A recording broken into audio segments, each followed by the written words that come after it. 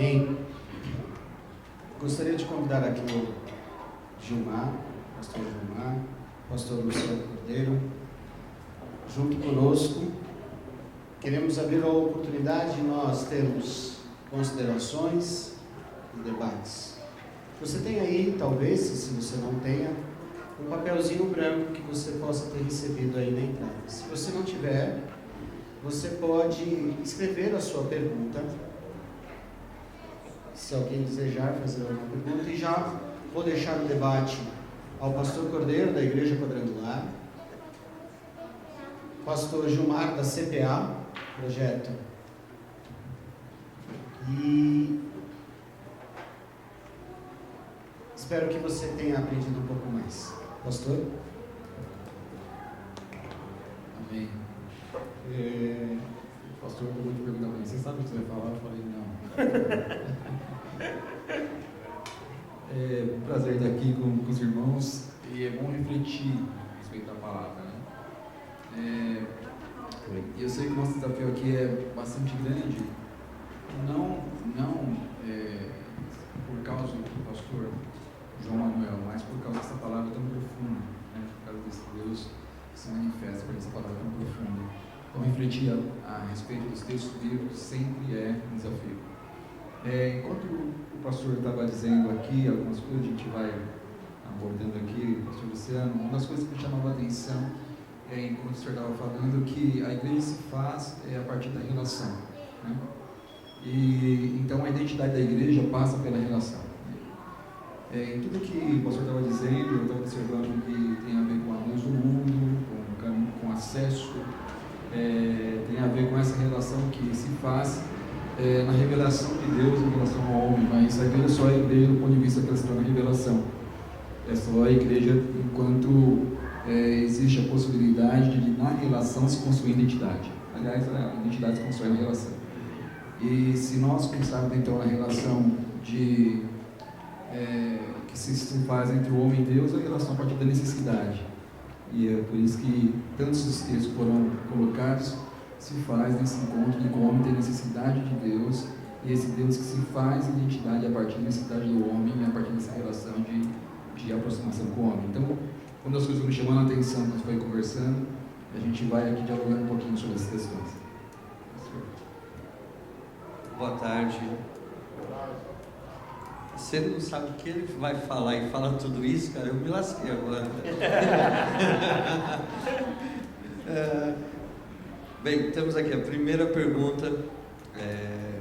Quais são os passos para se tornar uma verdadeira igreja?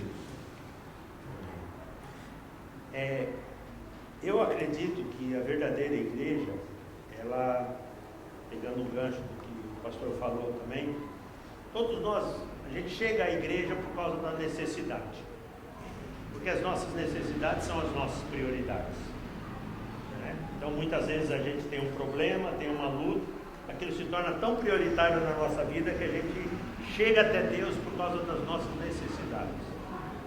Só que a gente, em vez de mudar o chip, ou mudar a nossa forma de pensar, porque quando a gente conhece Deus, Deus atende a nossa necessidade por causa da sua misericórdia, por causa do seu amor, e Ele quer que a gente tenha uma nova vida. E nessa nova vida, Ele nos dá uma série de princípios que nos leva à resposta que você está falando, Luciano. Essa nova vida, Ele nos leva a uma vida em que nós não vivemos mais a expectativa da necessidade, mas vivemos a expectativa de que eu posso todas as coisas naquele que me fortalece. Em que eu passo a viver a expectativa, como diz o salmista Davi, no Salmo 23, quando ele coloca tudo aquilo como uma perspectiva de vida, e não como algo que ele estava passando. O Senhor é o meu pastor e nada me faltará. É uma expectativa completamente diferente, porque todos os dias nós vivemos em função da nossa necessidade. Hoje eu preciso resolver isso, hoje eu preciso fazer aquilo, hoje eu preciso fazer aquilo outro. E essas necessidades nos distanciam da verdadeira igreja, do verdadeiro pensar de Deus a nosso respeito.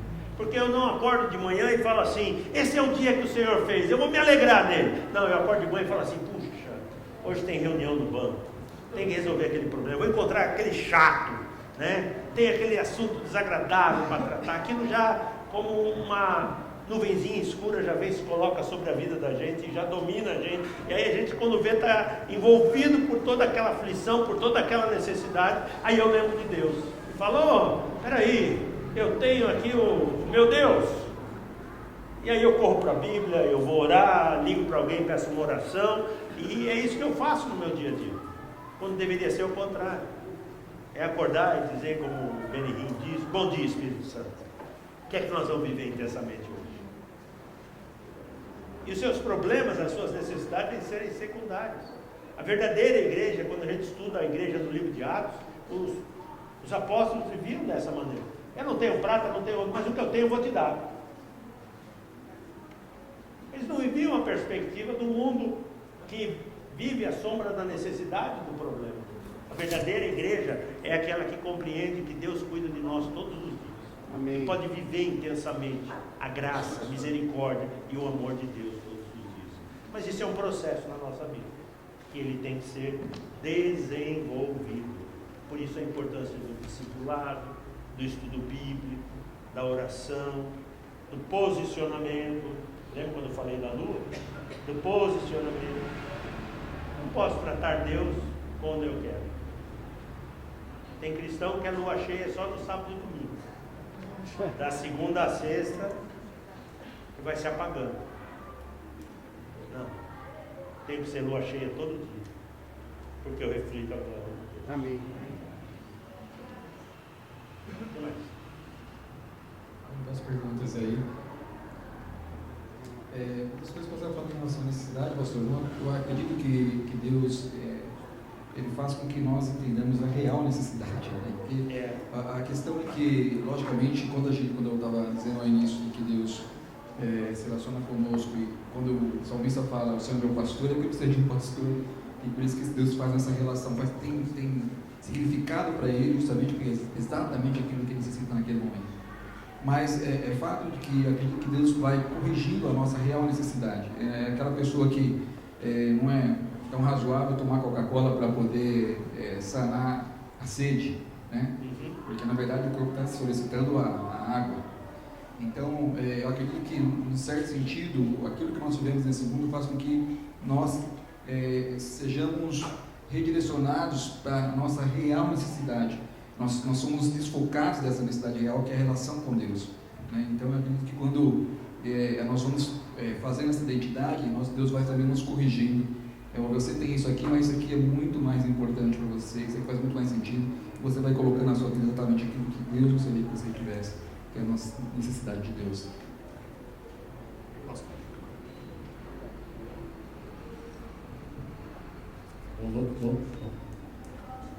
Boa tarde, pastor Cordeiro. Eu sou cristão há um tempo, e essa é uma coisa que eu carrego comigo já de algum tempo, que é sobre a questão do Espírito Santo, né? E a gente vê na palavra que quando você tem o Espírito Santo, você recebe alguns dons, o dom da profecia, o dom da revelação, o dom de línguas, entendeu? Mas eu creio que não é isso só que o Espírito Santo faz. Então eu quero saber da sua opinião, o que realmente é ser cheio do Espírito Santo, né? Porque muitas pessoas vêm na igreja somente através do dom, né? Do que ele pode fazer nas nossas vidas, né? Porque muitas pessoas querem, desculpa aqui a palavra, querem aparecer através do Espírito Santo, né?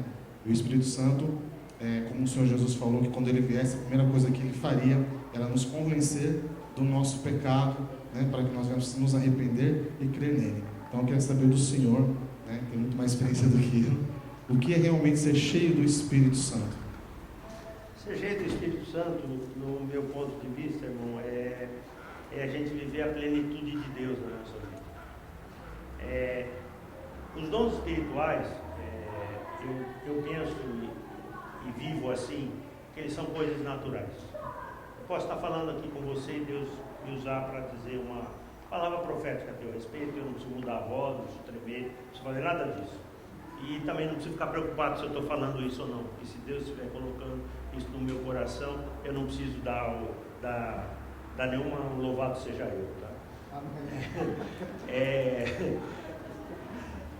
Ser cheio do Espírito é quando a gente compreende a vontade de Deus para a nossa vida e começa a viver isso de forma plena. Bíblia diz que Davi cumpriu a sua parte na sua geração e dormiu com seus pais. E ele cumpriu a vontade de Deus nesse período. Davi, eu entendo que é um bom exemplo para a gente usar de uma pessoa cheia, que vivia a plenitude do Espírito Santo. Ele tinha seus erros, era igual a nós, tinha as suas lutas, os seus problemas, mas o Espírito Santo era aquele que fazia com que ele tivesse sempre a visão de Deus para a sua vida e não a visão do mundo. Eu entendo que ser cheio do Espírito Santo é a gente compreender a visão de Deus, não a visão do mundo.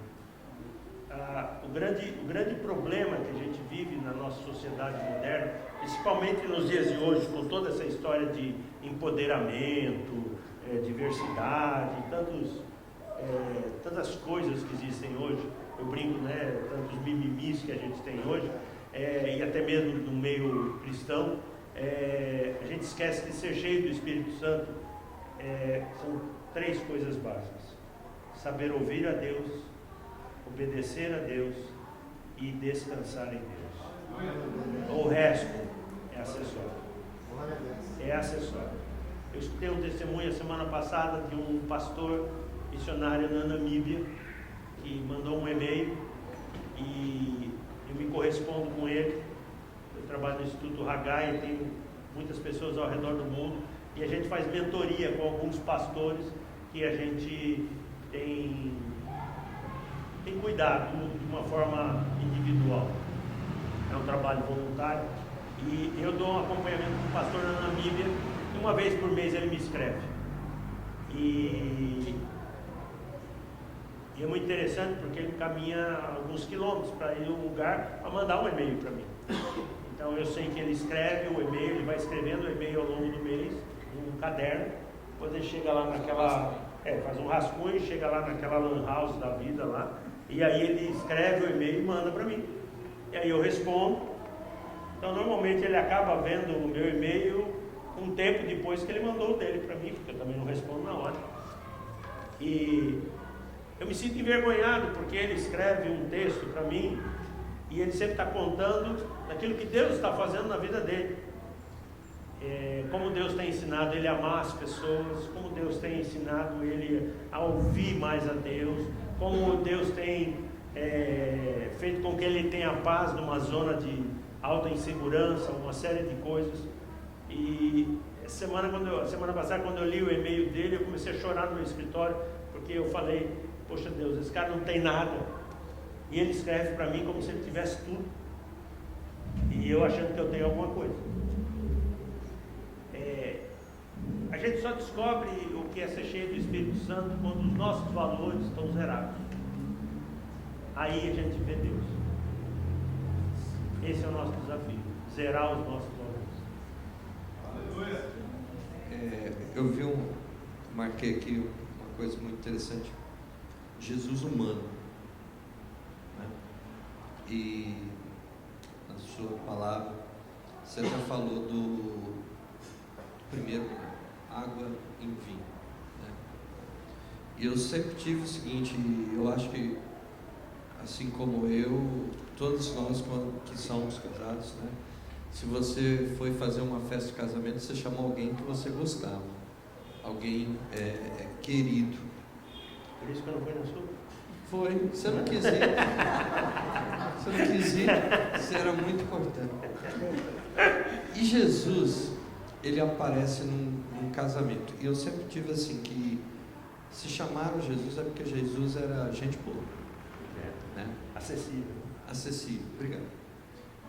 E como a gente vê que Jesus, ele se torna humano para estar próximo dos pecadores, e no tempo que nós vivemos hoje, eu tenho dúvidas se Jesus conseguiria entrar nas igrejas por conta do nível de santidade que as pessoas colocaram, e não se aproxima do ser humano, né? Não se aproxima da pessoa. E a igreja, eu entendo que ela tem que estar perto da pessoa, independente se ela vai vir para a minha igreja ou não. Eu tenho que fazer a obra de Deus dentro do exemplo dele.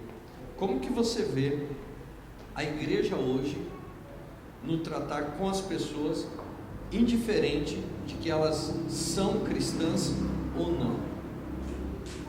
eu acho que a gente tem um desafio, porque a modernidade fez com que nós nos tornássemos pessoas isoladas, né?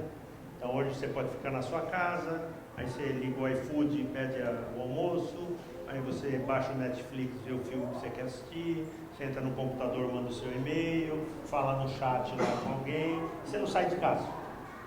Isso nos fez uma sociedade fria, né?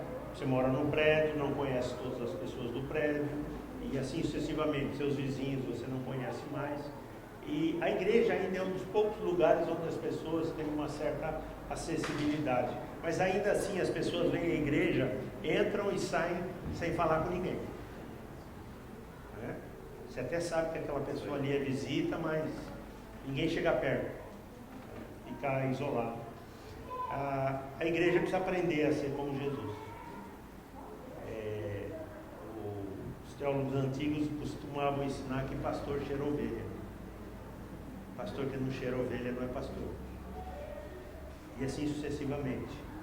E a gente tem que começar a abrir as nossas igrejas e permitir que as pessoas tenham acesso. A gente precisa atraí-las de alguma maneira. E atraí-las não é com grandes shows, não é espetáculos pirotécnicos, é com amor. E a igreja precisa mudar o seu discurso. Hoje a gente tem igrejas que, se uma pessoa mal vestida, ela já não entra. Se estiver cheirando diferente, ninguém entra. E assim sucessivamente. E a gente está na hora de pensar isso.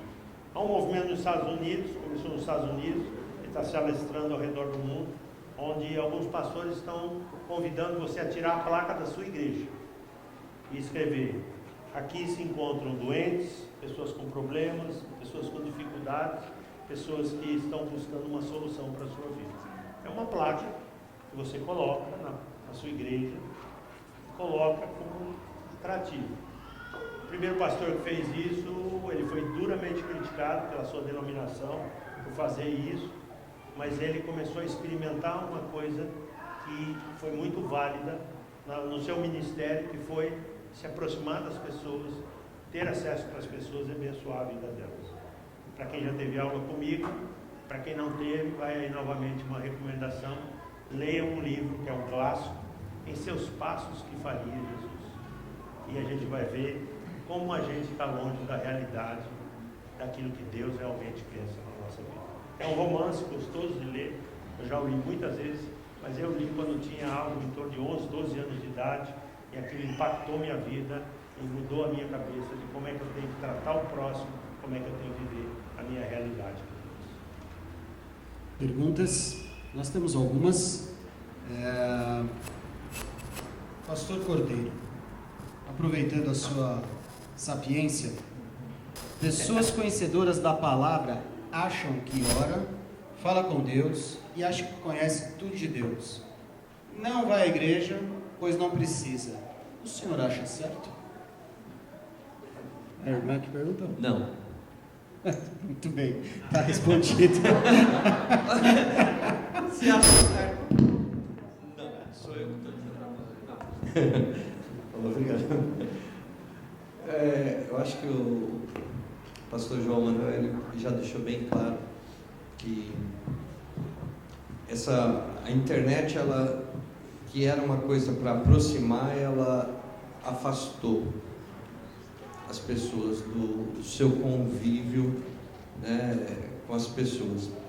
Então, aqui que a gente vê hoje em dia é mais falta de relacionamento, porque a palavra de Deus diz assim que nós não devemos deixar de vir à casa de Deus, de congregarmos juntos, como é de costume de alguns, mas que nós temos que estar juntos, principalmente porque quando nós estamos juntos, nós ajudamos um ao outro quando tem o seu momento de fraqueza, quando você vai cair, quando você está numa tristeza, num desespero.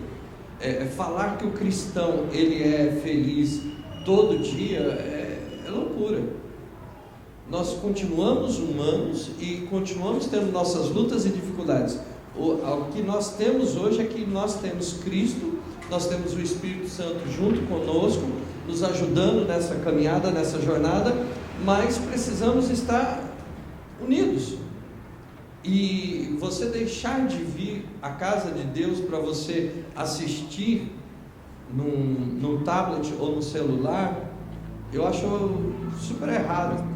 Eu gosto e eu acho que temos que ter essa ferramenta, porque às vezes quando eu viajo, eu falo para vocês,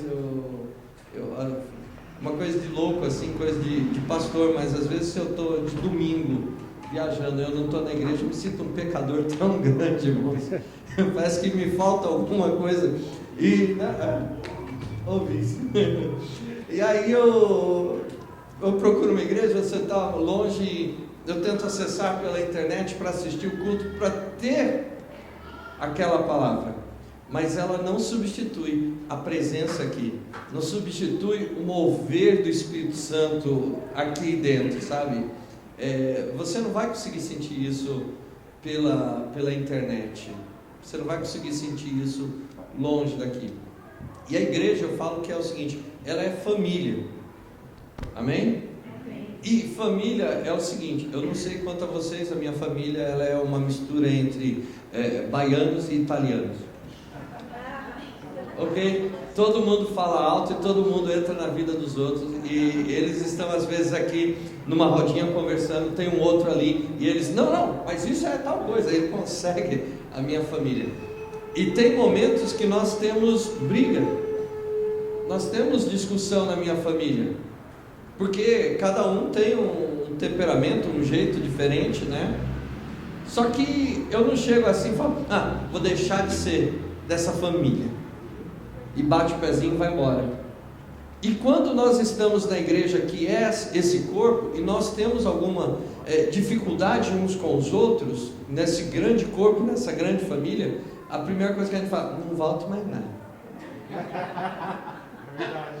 Né? E sai batendo o pezinho, né? E coitado do pastor, vai ouvir tudo que é lado. Então, por isso que eu não concordo que nós deixemos de estar aqui unidos, de estarmos presentes, mesmo com todas as lutas e dificuldades, entendeu? E voltando ao exemplo da minha família, depois passa a briga e estamos todo mundo lá comendo peru na ceia de Natal. Mais uma pergunta? Para o pastor Gilmar, queria falar uma pergunta sobre a soberania de Deus. Eu tenho 40 anos de idade, mas eu conheço o Evangelho desde os 10 anos de idade. E eu fui criado dentro da Assembleia de Deus. Uma coisa que na época que eu era criança eu estranhava, que na Assembleia de Deus, mulheres sentavam do lado esquerdo e homens sentavam do lado direito. E eu sempre quis entender o porquê que aquilo acontecia. E vendo a igreja nos dias de hoje, eu entendi. Porque um acaba atrapalhando o outro. E não entende que naquele momento é Deus querendo falar conosco. Então a minha pergunta é baseada na seguinte mensagem que Deus deu para Moisés, quando Moisés se encontrou com ele a primeira vez. Tire as sandálias dos pés, porque o local que você pisa é santo. O pastor falou de Davi. Tem uma passagem da história de Davi que eu acho maravilhosa, que é quando ele intenta contra o Senhor através de um censo, e o Senhor dá 3 opções para ele, e ele prefere estar nas mãos do Senhor do que estar nas mãos das outras pessoas, né? E o que muito me entristece hoje, né, na igreja, é ver como as pessoas perderam o respeito pelo soberano, entram na igreja, né, e se comportam de uma maneira inadequada. Aí eu queria perguntar para o senhor, pastor Gilmar, como é que a igreja de hoje, né, pode transmitir, né, uma mensagem e mostrar para as pessoas que Deus, ele é soberano, entendeu? Né, e que a palavra de Deus, ele nos ensina, sejais santos, porque eu sou santo. Eu creio, e aí eu vou pegar um pouco da carona aqui do pastor Luciano, e eu vou pegando também a carona do pastor João Manuel, quando ele diz que o milagre se manifesta fora do contexto da igreja. Eu creio que o lugar se faz santo na manifestação de Deus, né? Então Deus se fez presente lá para Moisés, um lugar improvável, e falou para ele: tira dos seus pés, porque o lugar que você está é um lugar santo. Por que se torna santo? Pela manifestação de Deus, né? E aí eu acho que a igreja vive essa tensão, mas é uma tensão que já deveria estar superada, mas isso é uma dificuldade de fato, porque as pessoas tendem a transportar o lugar santo para efetivamente efetivamente o lugar geográfico. E o lugar santo se faz santo a partir da manifestação de Deus, independente de qual situação, do lugar que ele está. Então, por isso que quando Deus vai quando Jesus vai para aquele casamento, aquela manifestação se faz algo extremamente notável, é que Deus se manifesta ali. Por isso que os grandes milagres aconteceram, os ensinamentos aconteceram fora do contexto do templo. Então, é a igreja que tem que ser santa, né? E aí, quando você tem realmente essa relação com Deus, quando Deus se manifesta, seja aqui, no momento que estamos aqui, seja no nosso trabalho, seja na nossa casa, onde nós estivermos, Deus se manifesta, se torna um lugar santo, a partir dessa ação do poder de Deus. Então, quando você está falando sobre isso, eu concordo que a igreja perdeu essa referência. Perdeu essa referência porque ela quis coisificar a igreja, ela quis fazer com que a igreja se tornasse um lugar da manifestação de Deus, mas que não estaria efetivamente buscar a Deus. Por isso a igreja se torna santa. Por isso que a ação de Deus, de fato, às vezes não acontece no contexto da igreja, que as pessoas estão ali para algo formal do ponto de vista do culto, mas estão ali para cultuar e para poder efetivamente curtir, vou falar curtir, aqui a ideia, curtir essa presença de Deus, curtir essa glória de Deus. Se nós fizermos isso, a igreja se tornará esse lugar de encontro, onde nós nos admoestamos aos outros, nos corrigimos, nos instruímos, mas que vai se fazer presente quando nós saímos dessa porta, né? Quando nós saímos dessa porta, aí Deus vai se manifestar, aí o milagre vai se manifestar, como o pastor já colocou, né? Aí é onde nós vamos brilhar de fato. A igreja não pode, a igreja que pensa internamente, ela acha que aqui é a única manifestação de Deus, ela se faz realmente luz debaixo do alpendre, debaixo do candeeiro, porque ela se ilumina a si mesma, não faz sentido isso. A igreja tem que ser para fora. Então nós estamos aqui realmente para recebermos de Deus, mas para brilhar lá fora. Então é isso, para finalizar, né? Essa é a ideia mesmo, assim, concordo. Eu acho que esses cuidados que se tinham era para se tornar um lugar santo, mas justamente a preocupação inadequada, porque não é um lugar que é santo. Nós que temos que ser santos. Aleluia. Nós somos a igreja. E se nós temos que ser a expressão de Deus. Nós temos que ser aquilo que o pastor João falou, o eu sou nesse momento, a partir logicamente da humildade, na humildade no sentido de que Deus se manifesta a partir de nós. O eu sou enquanto instrumento, não enquanto nós somos mesmo. Nós somos a partir de Deus, da glória de Deus.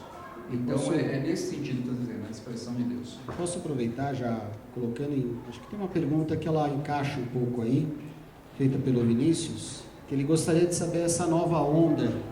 Não sei se todos... Adriana, você está me ouvindo bem aí?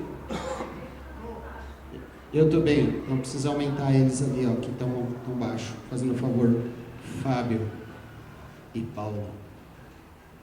Que é essa nova onda, que é a teologia do coaching. Como combater e isso leva a crer que as igrejas colocam o homem no centro, fazendo com que os líderes se tornem geradores de métodos para enchimento das igrejas. Infalíveis. Infalíveis.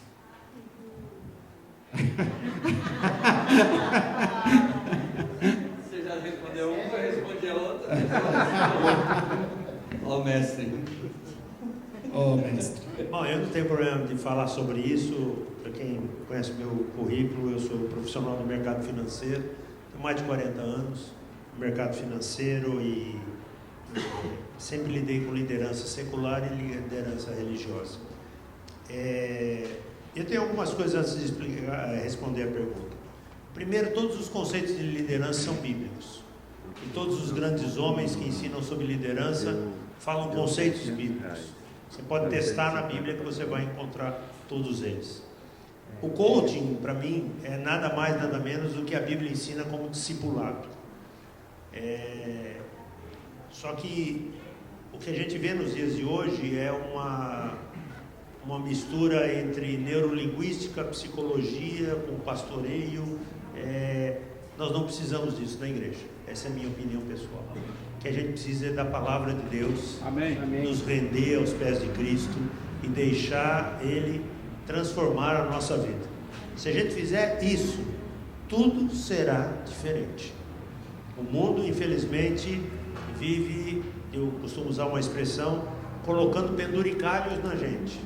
E a vida vai ficando pesada, cada vez mais pesada, porque cada dia vem e coloca um penduricalho. É como se você pusesse a fita do Senhor do Bom Fim, a fita da Igreja de Boa Viagem, a fita não sei da onde, a fita não sei da onde, a fita da Ladeira Porto Geral, tudo vale a fita, né? A gente tem que parar de colocar esses penduricalhos que o mundo coloca sobre a vida do cristão.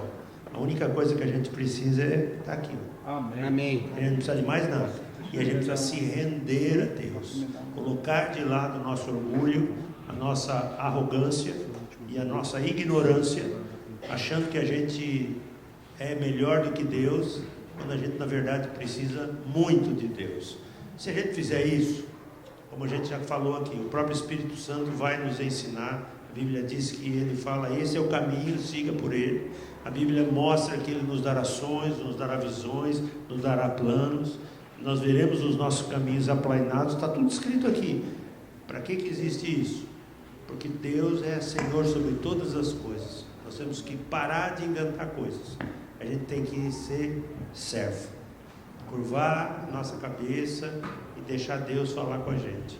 Se a gente fizer isso, ao longo da minha vida profissional, eu vivi muitas situações, e o melhor remédio sempre foi orar na minha mesa de trabalho. Sempre foi chegar na minha mesa de trabalho e falar, Deus, preciso de sabedoria, Deus, eu preciso de direção, Deus, eu preciso que o Senhor me ajude a administrar esse problema. E olha, é impressionante, você descobre que Ele está sentado do seu lado, fazendo o coaching aí que você está precisando. Ele está ali prontinho fazendo com você, e você não precisa sair procurando ninguém não, tá? O máximo que eu fiz muitas vezes foi ligar às vezes para minha esposa, para algum amigo, mas chegar e dizer, ore por mim que eu preciso de oração. Acabou. Tá? E às vezes Deus me surpreendia. Alguém ligava para mim e falava, Subo, que Deus me pediu para orar por você, está acontecendo alguma coisa? Nessas horas eu sabia que Deus estava se movendo em meu favor. Então, acho que a gente tem que parar de correr atrás de coaching, a gente tem que parar de correr atrás de teologias da vida, a gente tem que parar de correr atrás de modismos, uma série de coisas. A gente tem que começar a lembrar que eu sou filho de Deus. Amém. E eu tenho acesso direto ao Pai, que é isso que eu preciso. Tá? Vamos sair já para o intervalo. Break Coffee? Como é que é? Black Coffee. Black Coffee. Mas, A igreja verdadeira tem pão de queijo, tá, gente? Então, olha o cheirinho do pão de queijo. aliás, isso aqui é um teste, tá? Se vocês passarem. Mas só em relação a isso que o pastor estava falando, nós queremos que um dos grandes problemas, e aí a gente pode até debater depois do café, é que a igreja está deixando de lado a suficiência de Cristo, a suficiência da palavra, a suficiência do Pai, a suficiência da fé, e acho que aí, por não ter essa suficiência, você vai buscando esses modismos, esses neologismos, essas coisas de homem, porque a igreja está muito antropológica e está deixando de ser teocêntrica, e aí a gente pode deixar isso para discutir depois do café, ok? Ok. Amém. Amém, pessoal? Está sendo bênção, né? Eu quero agradecer a Deus até aqui. Nosso outro pregador desta tarde, pastor Waldo, já está conosco, da Igreja Batista. Mas eu gostaria de orar. Quem foi abençoado até aqui? Nós vamos ter um pequeno intervalo agora. E vai ser vendido um saquinho de pão de queijo por R$3. Quem quiser. Ajuda. 2 por 5, R$3, 2 por 5. R$3, 2 por 5. Ó, vocês vão lá que vocês vão saber o que É R$3 e 2 por 5. Amém? Mas se você, a gente tem aqui, a gente já tinha um pouquinho, mas aí o apóstolo veio com a apostila, que eu não sei onde ela está. Está na cozinha. E ele sacramentou o pastor João Manuel, o pastor Gilmar, o pastor Cordeiro. Nós temos aqui 1 minuto do abraço. E que faz com que a gente ingresse naquilo que é a comunhão de Deus conosco. Se você foi abençoado por esses homens de Deus, eu gostaria que você, após a nossa oração para agradecimento deles, por estarem aqui de forma tão abençoadora, que venha dar um abraço e agradeça a ele. Amém? Pai, te agradecemos pela vida do pastor João Manuel, pela verdadeira eclésia, aqui explicada de forma tão simples, abençoadora e profunda. Obrigado, Senhor, pelo Cordeiro, pelo Gilmar, que tem trazido para nós também a sabedoria de discutir, fazer com que o teu reino seja implantado. Amém. Já lhe agradeço pelo Paulo apenas, pelo louvor, pela adoração. Lhe agradeço, Senhor, pelo pastor Valdo, por todos que estão aqui. E que possamos desfrutar desse pequeno tempo de comunhão diante de Ti. É o que eu lhe peço e lhe agradeço em nome de Jesus. Amém. Amém? Vamos ao intervalo.